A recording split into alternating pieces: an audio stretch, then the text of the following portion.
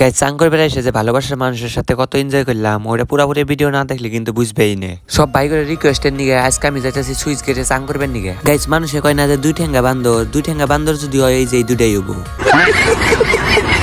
Guys হাইরে যাইরে এই দুইটাই।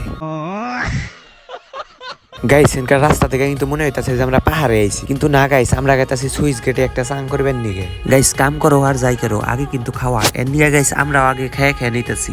গাইস এই জায়গাটা দেখতেও কিন্তু বহুত একটা সুন্দর, আর গাইস এই জায়গায় কিন্তু প্রত্যেক দিন 100 থেকে 200 মানুষ আইসে চাং করে। আর আজকেও গাইস দেখো কত পোলাহান আইছে এই জায়গায় চাং করবেন নিগে। গাইস এই জায়গায় কিন্তু আমি আসতে চাইছিলাম না, জাস্ট খালি ভাই করে রিকোয়েস্ট নিয়ে কিন্তু এই জায়গায় আইছি। গাইস এই জায়গার যে এত মানুষ আমার ভিডিও দেখে এটা কিন্তু আমি এই জায়গায় না আসলি ভাইবেও পারতাম না। তোমরাও একবার দেখো।